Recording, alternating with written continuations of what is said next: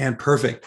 So again, welcome. My name is Jack Smithson. I'm a small business growth expert here at Keap. I've been here for about 7.5 years, almost 8 years, working with small businesses and helping them scale their business using the tools that we offer in our Keap user interfaces, our Keap, the CRM and the sales and marketing automation and all of the other really cool stuff that we have going on there. We're going to cover today 5 automations to grow your small business. And there's some really, honestly, I went through and I couldn't land on 5. So I think I ended up with like 7. But honestly, if I could talk about this all day and I could end up with probably 100 different automations that you can use. But I want to hit the ones that I think are most critical. And I will need your input also, because honestly, the first question that I want to ask everybody is, hey, what are the repetitive things in your small business that are eating up your time? Because when we think about automating, like the stuff that we want to automate, we are looking at the daily repetitive tasks, the repetitive things that eat your time up. And so in the chat, like, let me know what eats your time up on a daily basis. What part of your business is eating that? Now, is that like following up with new leads or people that hit up your web forms, or following up on quotes when you send quotes out or send out invoices? Is it writing one-off emails and sending emails, or is it appointments, setting appointments, calling to schedule appointments? Like what is it that is eating your time? Kind of like Pac-Man here. Managing communications, awesome. One-off emails, right? Send and responding to emails, got it. Yeah. calling open email contacts, yep. Combining actions with different. Okay, perfect. Weeding out useful emails. Yeah. I spend too much time in my inbox. Yeah. Following up with appointments. Okay, excellent. Understanding your system. I totally get that. Emails, newsletters, appointments. Yep. Got it. Marketing opt-out email, and the candidate doesn't get their course or grade info. Okay, got it. So doing like some creating service tickets or following up on service requests or things like that. Marketing and ads. Okay, got it. So that's something completely different. Perfect. And then managing the email company to make sure that the right emails are going to the right people. Yes, based on customer responses. Got it. Inventory. Oh, yeah. Totally, I get that. And then lead gen. Yep. Creating and testing pages. There you go. Perfect. And I'm glad we're doing this, because everybody gets to see like where the pain points are. And there's a lot that are very similar with all of, with everybody's different business. There's a lot of similarities there. Creating landing pages, inventory, vendor management. Okay, cool. Got it. I like that one, vendor management. So there's some communication going on there that may be, I mean, it depends. It could be scaled, maybe, possibly. We're going to hit some of these things with automation. I want to give you some ways to hopefully scale some of these things, or to make them a little bit easier. And some we may be able to automate, some we may be able to automate a lot, some we may be able to automate a little, but every little bit counts. And that's why I love this slide. And I borrowed it from Misty Cortez, who is one of our Keap certified partners. And I pulled this from one of her slide decks. Oh, the question is, will we get a recording of this? Absolutely. I will have a follow-up email go out tomorrow, and it will have a link to the recording. So you will absolutely get access to this. It is recording as of now. Okay, so this this slide. I like this because it's kind of breaking down what your time is worth, and it really depends on your where your business is in revenue generating. But she took like kind of random number from a business that is developed and on the rise, right? So let's say that business has $250,000 in revenue per year. So at 40 hours a week, 52 weeks a year, and that's what, 20 or 2,080 hours. And we do the math here. So 250,000 divided by 2,080 hours equals $120 per hour. So that's your time.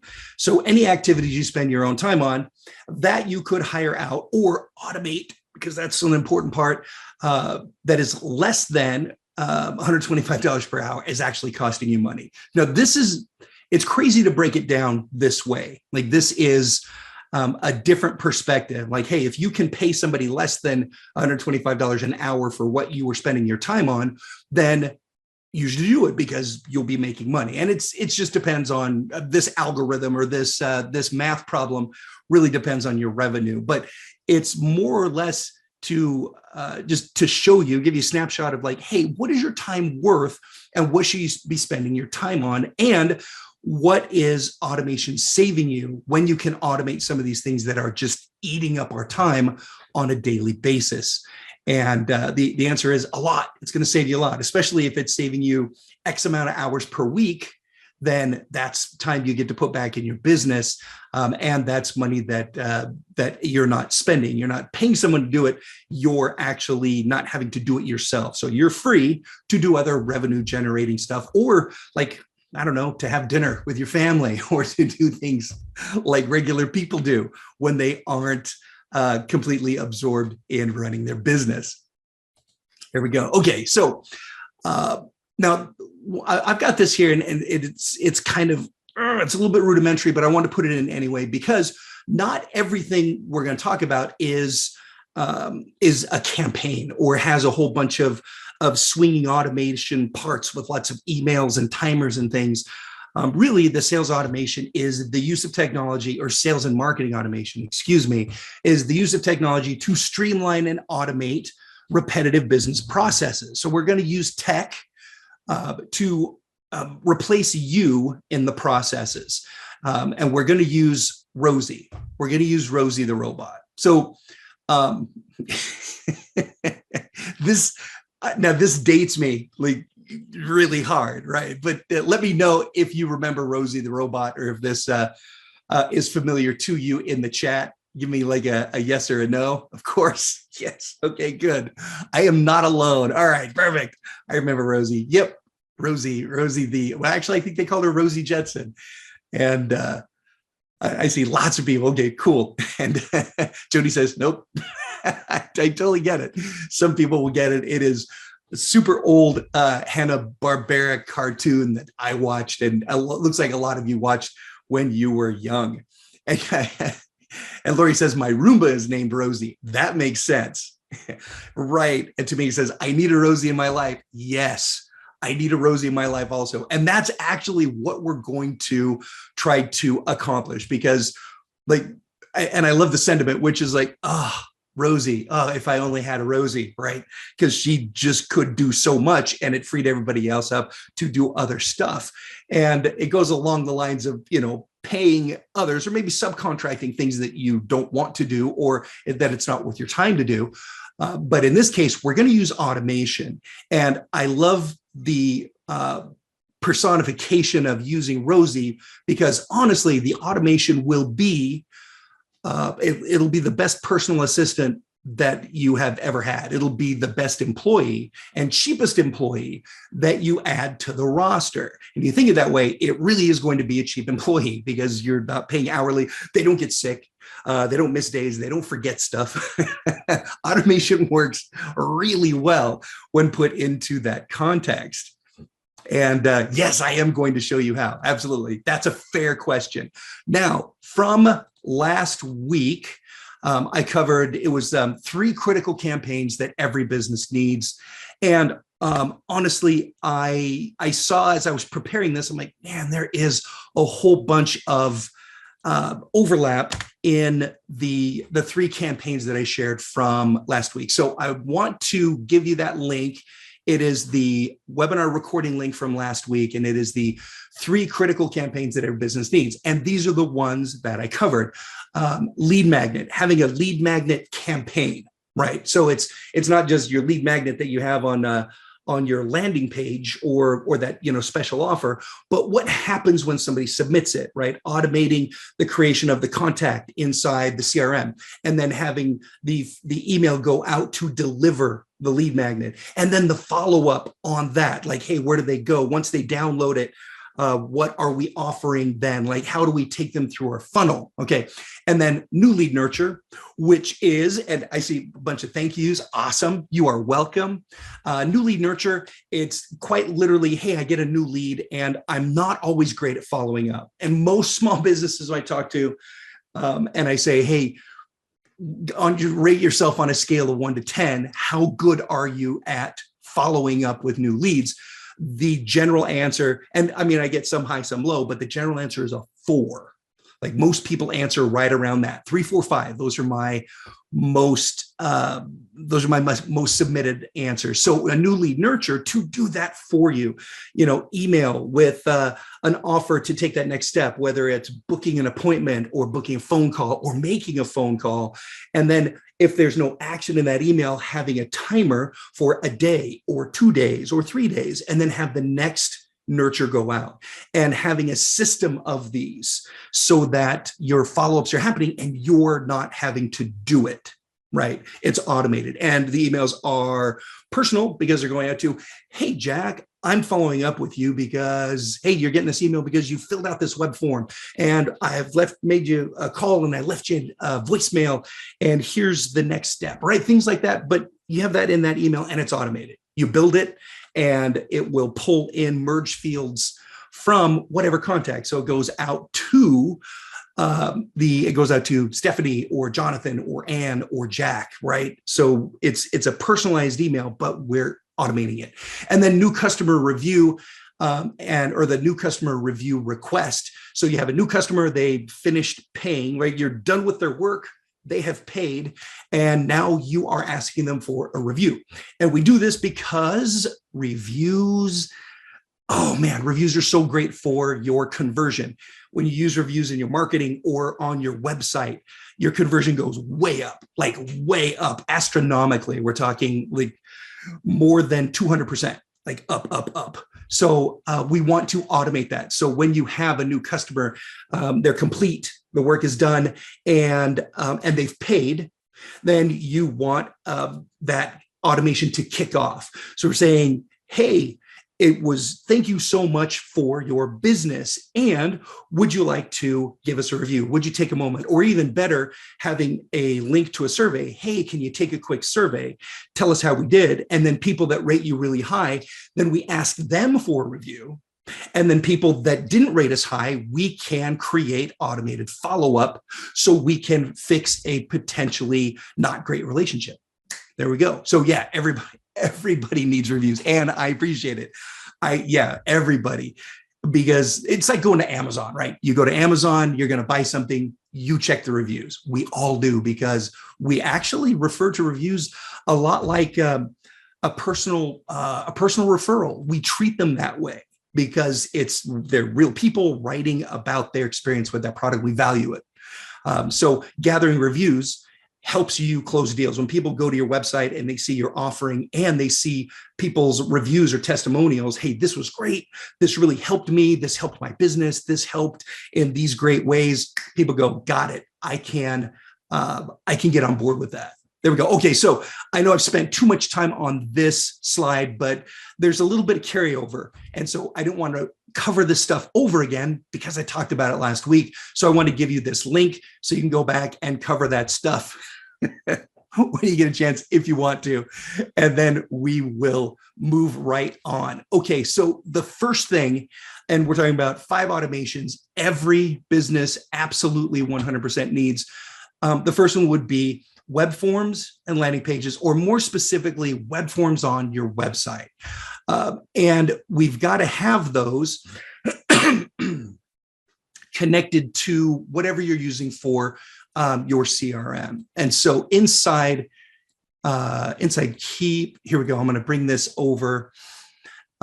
Here we go. So this is the Keap user interface, and it's the same user interface for Keap Pro and Keap Max. And I believe this is the Max interface. But right over here, when I go into my settings, I can manage my forms. So I can build internal use forms, but I can also build external forms. And when I do that, like when I build that public facing form, like this one, I can grab the code, the HTML, so I can embed that in my website. And that way, when somebody goes to my website and they fill that information out, they hit submit, it automatically goes and creates the contact record, and then can run some really cool automation after that. So maybe here we go. Let me do this. I'll show just an example of why this is so important. I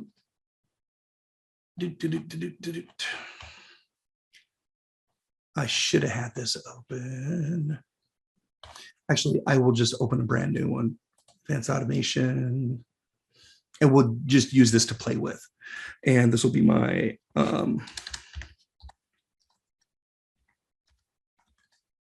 we'll call it that, so I know I can come in and delete it. Now, check this out. So that web form gets submitted, and I can also build the web form here or grab the web form if I built it in my settings. So somebody fills out that form, and it would be like this form right here, like this contact us form. And it's just an example. It might be contact us or get a quote or, whatever, whatever that next step is, right? I just have this as an example. And so they fill that out, and then I have the automation do some magical stuff. And it might be, number one, it automatically creates the contact, puts it on the contact list. And then it's going to tag them that they are a hot lead, like brand new, like hot contact. And then it's going to send them an email, and that could be the thank you email. And hey, thanks so much. We'll be reaching out to you really soon, or whatever that next step is. Maybe it's like, hey, click here. Here's his email. Click here and make an appointment, right? We get to automate these things so that we are creating lists and oh, even better, like, let's say it requires a call. So I can automatically have that call task generated, and that goes on my task list, or whoever's in my office that makes those calls, they get that task. It pops up, gives them a notification, and now all this stuff is happening automatically. They go on my hot lead list, they get a thank you email, and like setting expectations and probably our contact information. Hey, if you want to call us, you can call this number, but we're going to call you, and we're calling from this number. So pick it up because it's not a stranger, and we'll talk, right? And then that task goes out and pops up, and then somebody gets that task, which is right over here. Here's my task area, and we'll talk about tasks in a hot minute. But that automation is going to save you so much time. Okay, here's a question. How do you avoid duplicates between a CRM tool, for example, Calendly? I have an offer for people to sign up for a free 30-minute discovery call, which is linked to MailChimp. So how does Keap? Actually, Keap will sort that with the API. I know it does with the native web forms, but you can also connect Calendly to Keap using what's it called? Zapier. So if I go back into, I just clicked on this guy way over here to the right, and that's my profile icon. It takes me into settings, and then I hit up integrations, and I know that, here we go. It's just populating for a second. So here's some of the integrations. You can hook up your calendars, your Microsoft email, your Gmail, QuickBooks, PayPal, Zoom, Constant Contact, and HelloSign. This is essentially an automatic import for your contacts over to Keap. And then there's Calendly, and Calendly is a Zap from Zapier, so that when somebody schedules on your Calendly link, they come over and they bring their information over, and it creates the contact in Keap and starts the automation. Or in the API, it looks for a duplicate and then starts your automation. Can we just use youth calendar? Yes, absolutely. And I think I have that in here. Where is that one? We'll jump. Well, since we're talking about appointments, we will just jump ahead. Here we go.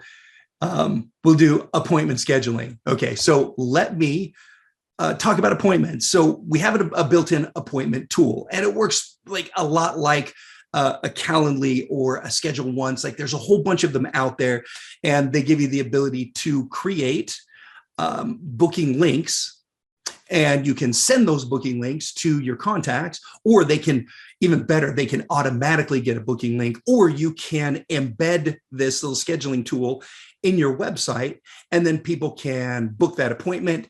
It automatically creates their contact if they don't have one, and it automatically makes their appointment, adds it to your calendar, and can kick off reminders.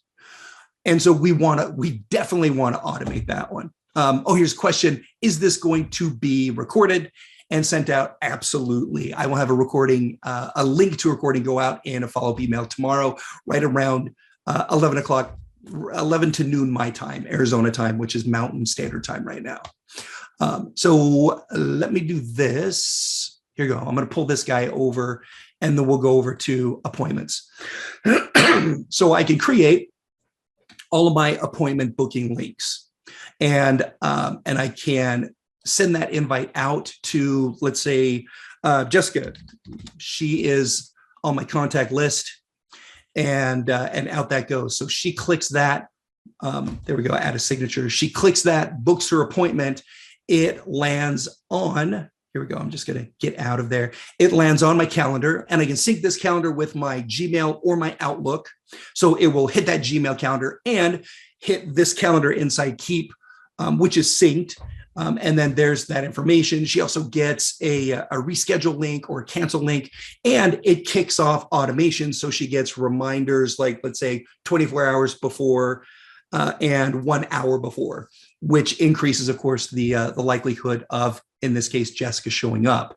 And like such an important thing to automate. If you are doing manually doing appointments, which means like, hey, you're calling someone like, hey, when can you meet? Or you're doing emails back and forth. Hey, when are you available? I'm available on Tuesday. Oh, my Tuesday's booked. How about Thursday? Then you're doing this phone tag or this email tag, and you're going back and forth. It is killing your productivity. So being able to just send somebody a link is going to really change your business, which is why we built this in. So you can use ours, which is built in, and at literally no extra cost. Or you can continue using a tool that you use. If you're using like a Calendly and you love it and you want to keep it, you can connect it using a Zapier. Does the system dedupe contacts? It does as they're coming in, like through web forms. It won't dedupe when you're just adding one.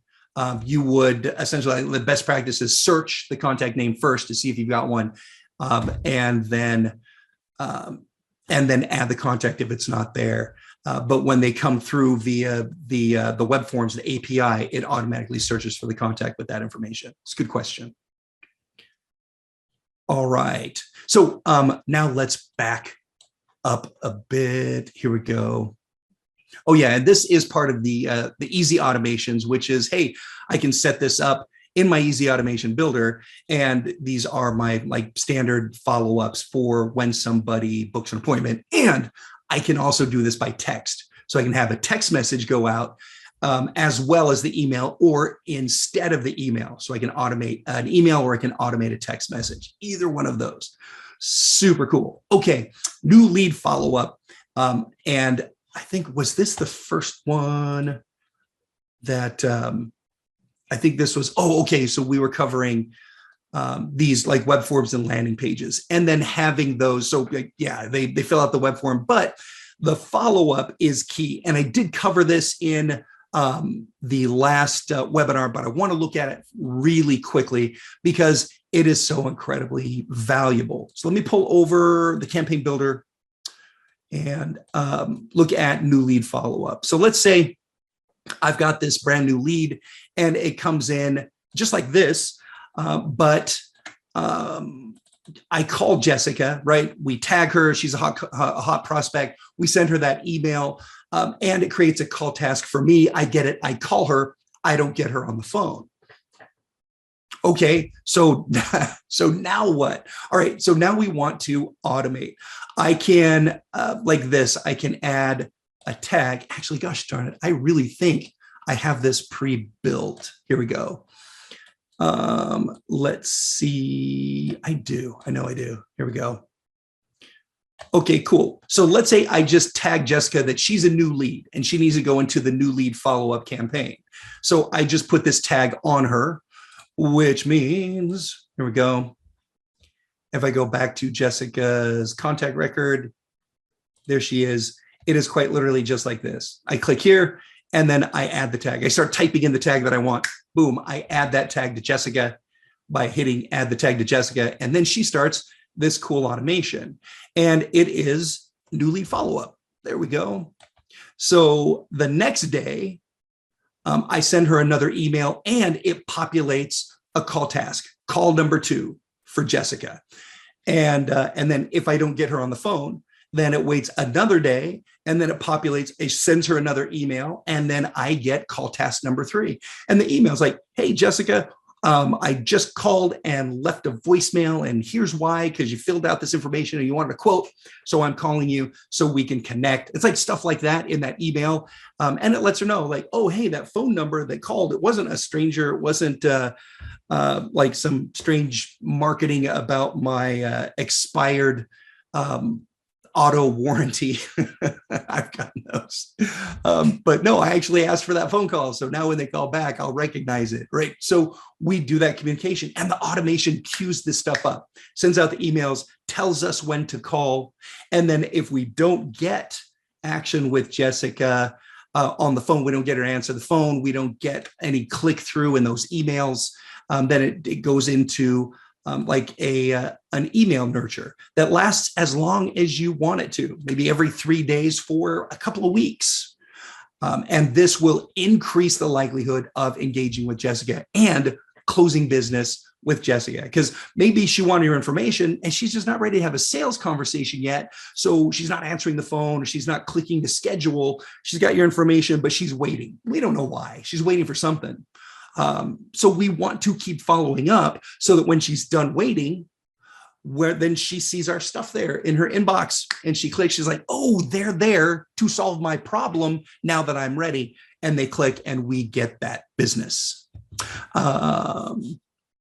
Dave says, I want to love the appointment tool, but it drops connection to Office 365 regularly. Is this being worked on? I honestly, I don't know about like, I don't have the schedule for bug fixes. I wish I could give you insight into that. I'm sure they are working on it. I just don't know like what the status is on that. The embed seems to break. Schedule once just works. And even like long before we had the appointment tool, I was using Schedule Once. I love Schedule Once. Such a great tool, lots and lots of customizability. So I love it. And they have a pre-created link with Keap, with our Keap application, Infusionsoft Keap. They've got a native API with us, so it just works. So yeah, I totally get it, Dave. If Schedule Once is more bulletproof, then I would stay with that tool, especially for your business processes. I get it while they're ironing out whatever is going on with the native tool that is breaking on, like in your service. Do you have VAs who will build this out? Yes, we actually do. We have a whole bunch, and we essentially it's our partner community. Do we have any partners in here today? Any Keap certified partners? Like sound off in the chat if you are.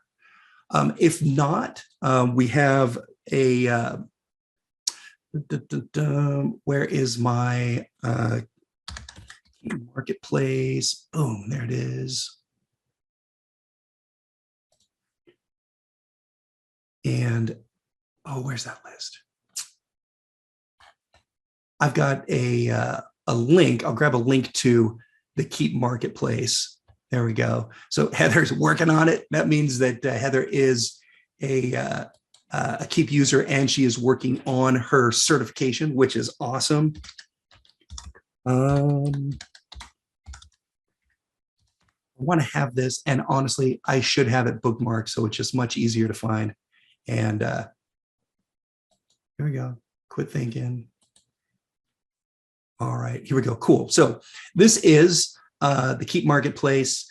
And over here, if I go to look at services, actually apps, campaigns, and services, but if I go look at services, I am finding specifically Keap partners that have different specialties.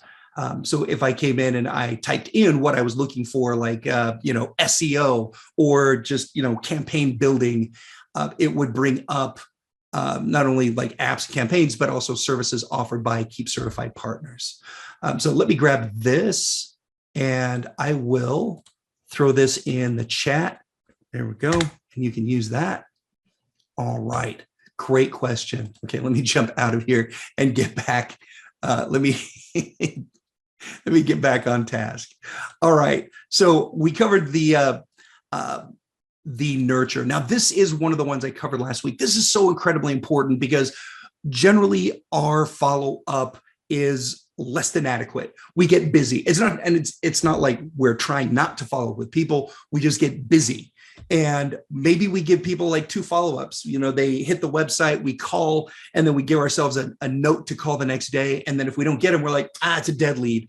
But it's not a dead lead. They're just not ready yet. So we need to automate this nurture to stay in front of them longer to increase the chances of getting their business. That's like the whole idea there. All right. Now, email templates. Okay. I saw like everybody had this on their list. Well, not everybody, but a lot of you had, hey, I send a lot of emails. Now, you may not know this. Here we go.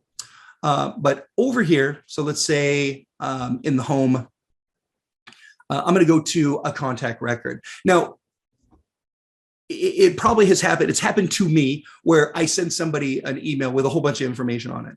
And then somebody else hits me up and says, hey, what is this? Or can you send me information on this? I'm like, I just sent somebody that. So now I have to go into my sent and then I grab that information and then I paste it into that email and then I send that off.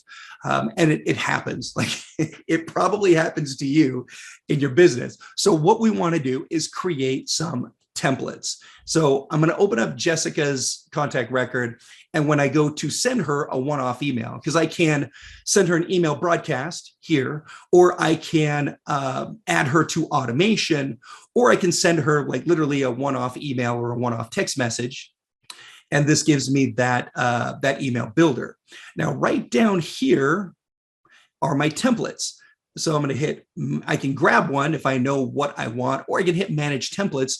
You can build email templates for the emails that you're sending most often to people. So when somebody has a request, like, hey, boom, I've got that. So you go to their contact record, hit email, grab the template and send it off. Like, here we go. Here's the template. And it's got merge fields in it. So it's like, hey, Jessica, and here we go. Like, here's that stuff. Or here's a welcome and introduction, or introduction and invitation to meet with like a booking link in it, right? So now they can book this appointment, like click here to book, whatever. So we can build these templates and then easily grab them from the contact record and then send those off.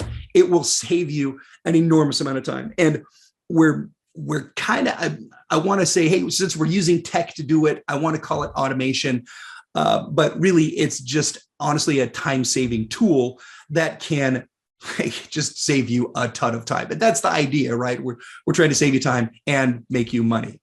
Can we have a banner in these emails? Okay, so these emails are from this simple email builder. So it doesn't give me the ability to add like banners and things. I can add my what's it called? I can add my my signature, but you could set up and this is just a little bit more work. If you wanted emails or you've got emails that need to go out that have, let's say, videos in them or things of that nature, then what I would do is I would come in here and I'm going to back up. Oh, I just went back too far. I hate it when I double click stuff. So now I've got to go find that campaign. It's way down here. It's always at the bottom because I've been using it the longest. So it's at the bottom of the deck. All right. So here's what I would do. In that case, let me look for just a piece of blank canvas. I've just got so much stuff built here for examples. I use this for examples for webinars. And so I just have tons of different automation examples on one canvas. So you take tags, okay? And you can have the name of the email, literally whatever the name of the email is. We'll just call it video email, or this one might be your FAQs, right? Is that, yeah, there we go. FAQs. my fingers don't type well. So we have these tags set up, and then whenever I apply that tag, it will like kick off that email, and the email builder inside the campaign builder or the automation, the advanced automation builder, excuse me. We used to call it the campaign builder, now we call it the advanced automation builder. In here, I can pull in that email, and this is like the full on like graphics and like all of the cool stuff that you put in an email, like a graphic rich email. So I can grab the template that I want to work from, or if I've saved my own templates, I can grab one of my own templates. And like, here we go. Like, here's hey, this one's kind of cool. We'll use that one. So I have come in here and then I've customized this, maybe adding like your merge fields or whatever, so that now whenever I add that tag to somebody, they get this email. And it's honestly just as handy in that respect. And you can put those tags in a category, which would be like your email template tags. And then when you like grab it, you would just like start typing in and see this. This is my category: activity, behavior, customer feedback category, customer tags category, right? So you can make a category to hold all those tags. And that can kick off those more graphic rich emails. There we go. That's how I would do that. But the email templates can and will solve you an enormous amount of time and grief. And you can do the same thing with the text messaging. So, and I know like right now, text messaging is like US and I believe Canada, and it's, I know it is being like worked on to make that work everywhere, but wherever you can use the messages, let's say, here we go with Jessica, I can create text message templates as well. And that can make it like really, really quick. So my responses can be already written for me and personalized with merge fields, and then boom, out they go. So that makes my life easier and quicker. All right. Where are we? Okay, cool. We're doing actually pretty good. I just hit email templates. Okay, tasks. Now, we mentioned tasks earlier, and it seems like a little thing, but it's actually really handy. For such a little thing, it is incredibly handy, because you can, of course, you can create tasks manually. And this is like this task for Jessica. It's on my list. Hey, here's the stuff that's due today, due tomorrow, due Thursday, Friday. I can see what's going on with my business processes. And this is literally could just be like if I come here, let's go to tasks. In the system, I could be just looking at my own, like here's all my users in the system. There we go. So if I want to just see my own tasks, or if I want to see everybody's, or if I want to see completed tasks, and I can go in and see, hey, what's been done over however long a period. There we go. And of course, the tasks live on the contact record as well. So if I go to Jessica, because I want to see if she has any like outstanding tasks, I can see that here. Actually, if I want to add a task, I can click there. Or if I scroll down and look at tasks, I can see if she has any upcoming. There we go. There's one due today.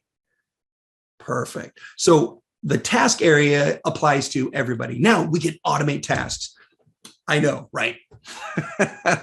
I think I mentioned this earlier, but we can. And did I think I jumped out of the automations, which just drives me crazy because I keep having to jump into automations. We'll just jump in. There we go. We'll jump in here. So let's say, like we mentioned before, hey, somebody fills out that web form. I wanted to create a call task. So we can do this. We can create, automate tasks for whatever situation, whenever some certain things happen, or like whenever I apply a certain tag to somebody, or whenever they fill out a certain form. Or let's say, I love this example. I have an internal form that I'm using for when somebody has a request, right? They've got a like a service request. So I can grab one of my internal forms. There we go. And it could be, here we go, service support request. Cool. So whenever that gets filled out, then it creates a service ticket or a service record and puts it in my pipeline, my sales pipeline. Then I build a sales pipeline specifically for service. And now it automatically creates that service request and it starts it in my pipeline, right? Really cool stuff. So we can automate these, and I can take any one of these. And if I want to delegate, instead of the assigned user, I can give this to somebody else. Like maybe they come to me, so I'm aware of them, and then I can delegate them out to other members of my team that I want to execute on these tasks. So it is just a really great way to keep track of things, because we don't want things falling through the cracks. And if we're relying on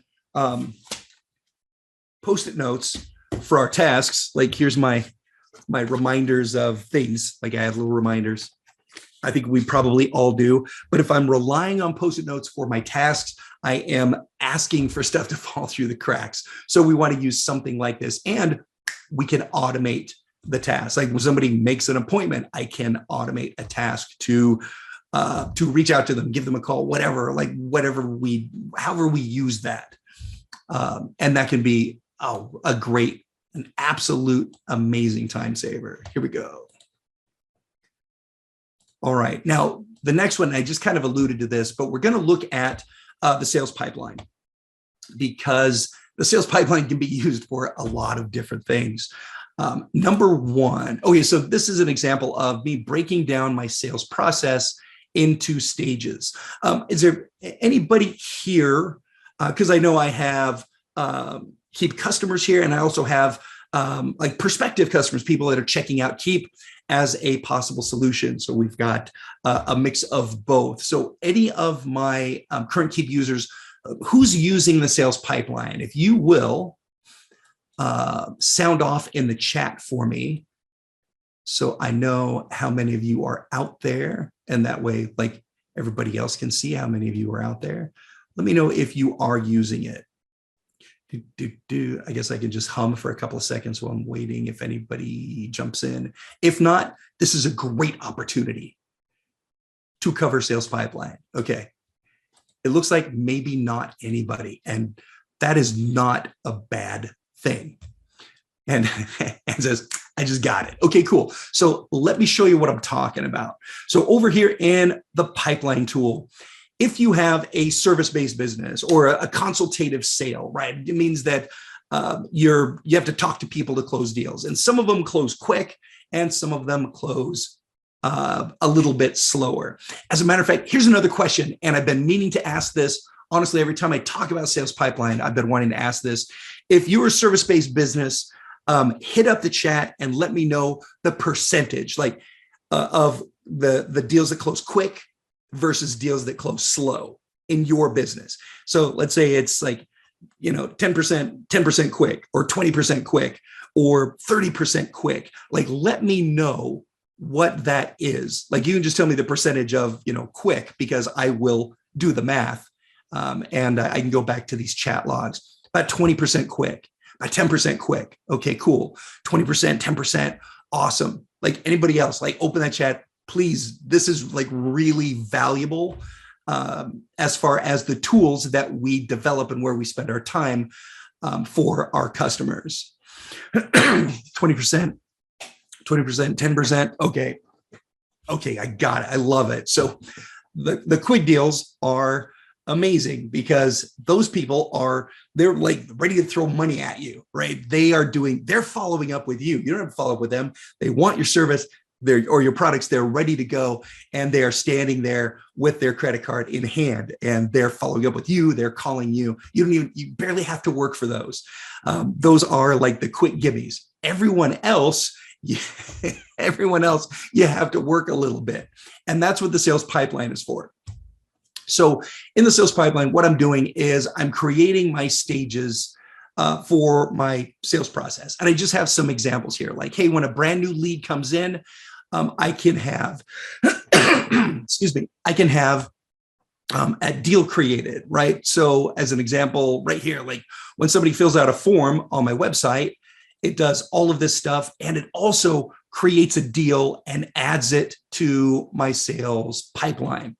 And there we go. So like just show up right there.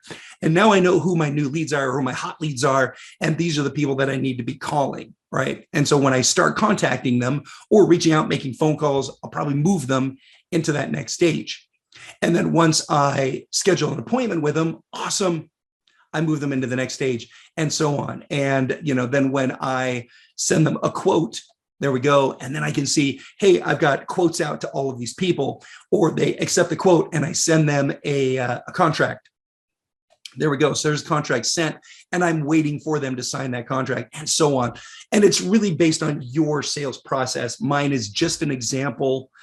And then I'm invoicing they sign the contract, invoicing for a deposit, they're paid and scheduled, and so on. So I can create these stages, and it helps me visually track my deals as I move them through the sales pipeline. Because I've got the quick ones, like 10%, 20%, maybe 30% in your business are quick. And they go from like this new lead all the way to this like paid and scheduling in a day. Like they happen fast. But the rest of them, I'm going to have to nurture a little bit. I'm going to end up doing a little bit of work, making multiple calls, sending multiple emails, and so on to get them to the place where they're engaging with me in that sales process and closing business.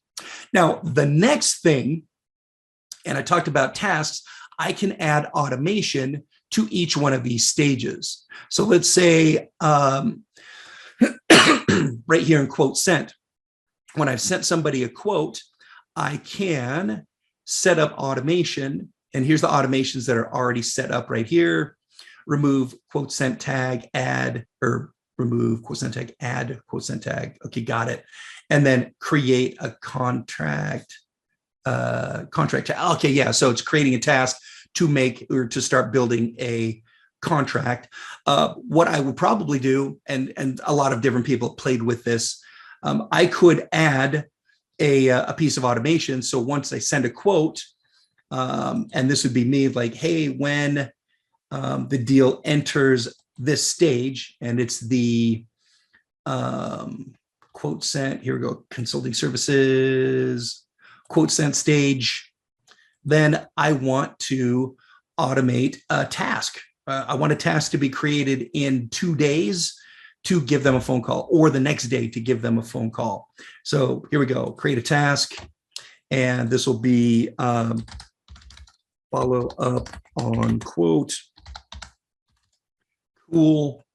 And there we go. I want that to happen, yeah, the next day, the due date. And it will be assigned to, let's say, the contact owner or just me. Boom, there we go, next. And I want that, oh yeah, I want to put a delay on that. And I want a 1 day delay, or maybe I want a 2 day delay. And I want to wait 2 days, let them have 2 days before I call them up and say, hey, how about that quote? There we go. And there's my automation. I just build it and boom, published it. It's ready to go. And so I can have that call task automatically created when, so whenever I move a deal into the stage, the automation launches. So that stage move is the automation trigger. And I can use that for just so many different ways in my pipeline. I can send emails. I can create tasks, and I can apply tags and remove tags, which means, let's say if they go into a stage where it's the contacting stage, then I can add a tag to them if I want them to go into a piece of automation that is a little bit more robust. So it will, that stage move, here we go. I can do this. Where is it? So that stage move can apply a tag. There we go.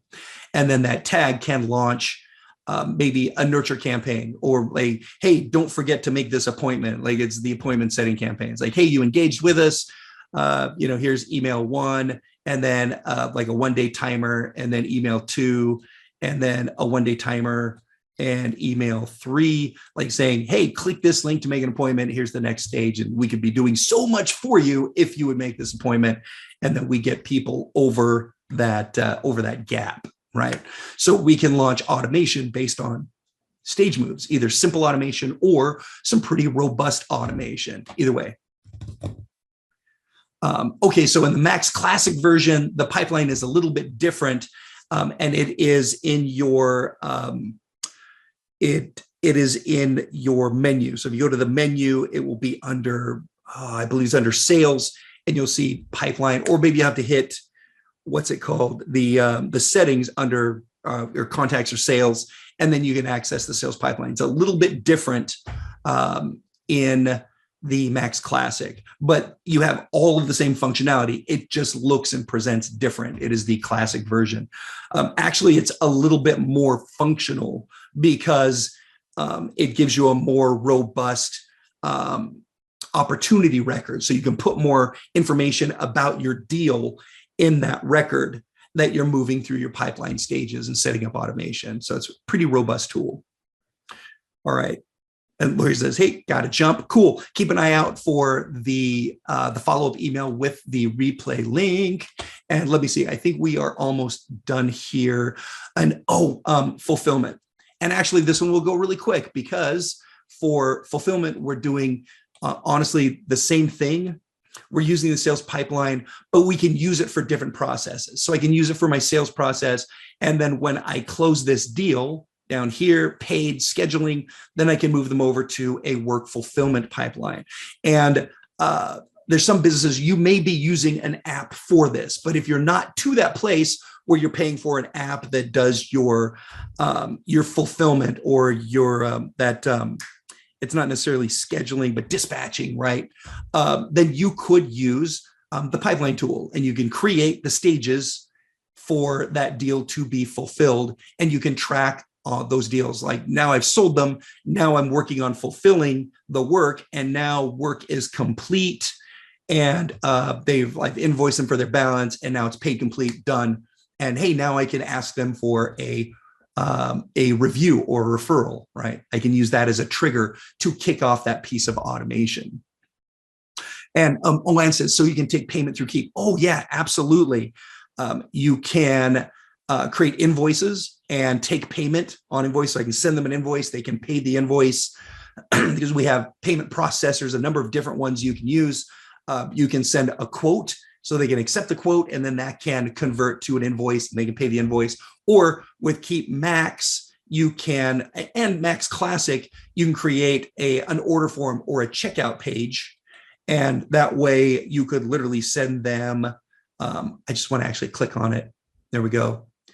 There you go. You could send them a checkout page, so they could actually pay for one of your products or services, like this one here, the copywriting video course. Right. And with an upsell and promo codes and all kinds of really cool stuff. There we go. Actually, yeah, there we go. Let me jump out of there. That would be if you have that functionality is over in the money section.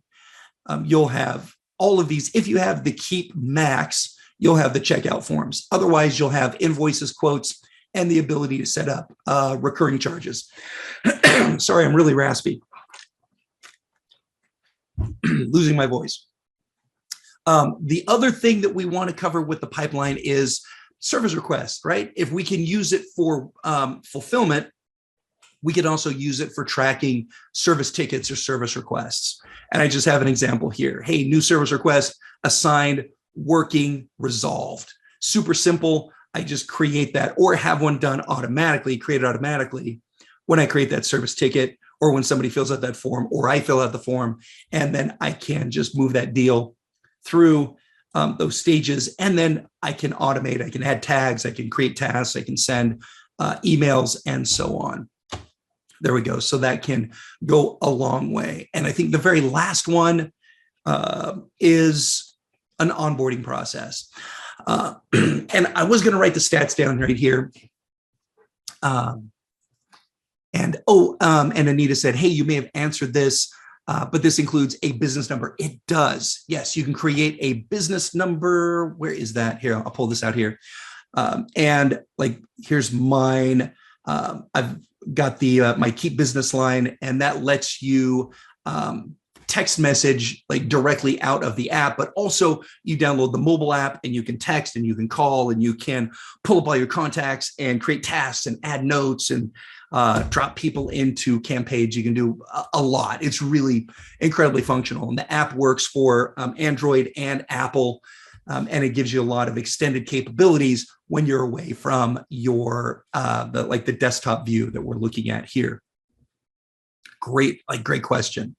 So the onboarding process, it may be, and I can't remember the stats, but sending a welcome email to a brand new customer or sending a welcome email to somebody who has just joined your list is, I think it increases the likelihood of them sticking on your list by like 70%. It's huge because you're saying, hey, thanks for joining this list. Here's some great information.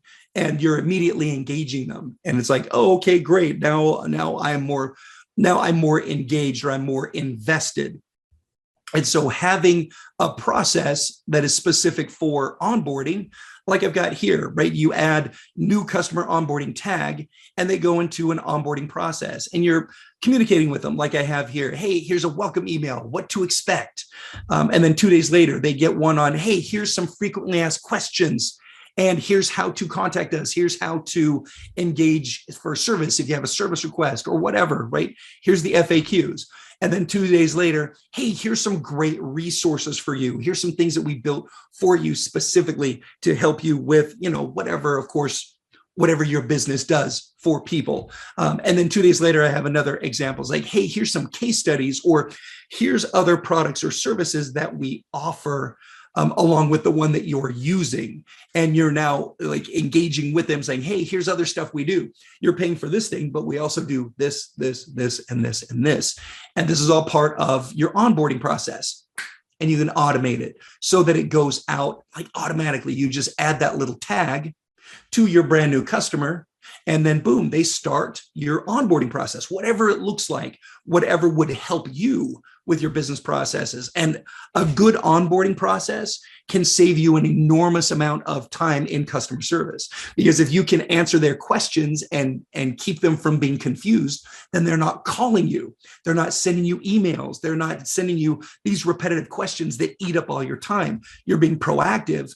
Because you build a piece of automation and the automation is answering those questions preemptively, and it's going to save you time, and it's going to make their experience with your company that much better. They're going to have an A+ experience, and they'll tell their friends because like, oh no, all my questions were always answered. They were on top of everything. They told me what to expect. I had my expectations set immediately when I engaged with this business.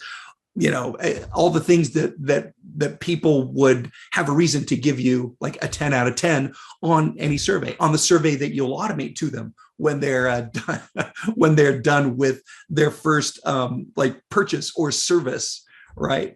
There we go. Okay.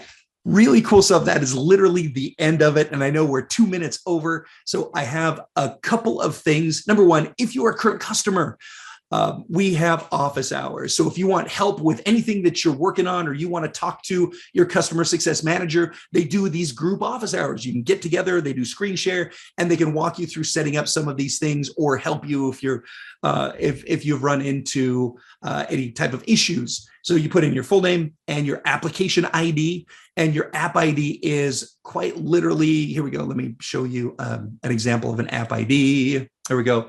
So my app ID is right here, GX624. So you find it just by clicking your icon. If you're in Keap Lite, Keap Pro, or Keap Max, if you are in Max Classic, your app ID will be in the URL. It'll be like two letters and 3 numbers, or 3 letters and 3 numbers. So put that in this thing. And here, let me give you this link, and join your customer success manager for office hours. Super handy.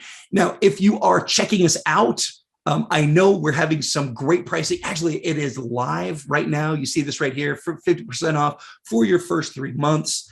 And that is live. So that's some really great pricing. But also, I want to show you the free trial. There we go. And that is right here, 14-day free trial, no credit card required. We want you to try it. And like, you can take a couple of weeks and get your hands on it and see how it works. You can put some contacts in and send some emails and send text messages and just make this thing work for you, because we are convinced that if you try it, you're going to dig it. It solves a lot of problems. It's going to make your life easier, and it's going to make it easier for you to scale your business. So I want you to have these resources. Number 1 is that free trial. Number 2 would be the preferential pricing that is on the front of the website. You can see it there, or you would be able to see it if you hit pricing. And then if you are a Keap customer or not a Keap customer, there's tons of great info under interesting stuff, webinar replays, a list of upcoming events, our marketing blog, which is just amazing, fantastic, some really great business building tools that you can access for free here, and lots of guides and things that you just literally trade your name and your email for. Like one of the ones that's really popular is the 25 things every business should automate, like really great one that has everything to do with what we covered today. So you can go hit those up and get those for the low cost of your email, which they already have because you're already here. So you just fill it out. All right, there you go. Even better than free. Okay, thank you so much, everybody, for hanging out with me today. And I appreciate it. It has been a lot of fun. Well, it's been a lot of fun for me. I've really enjoyed it. And we will do it again in a couple of weeks.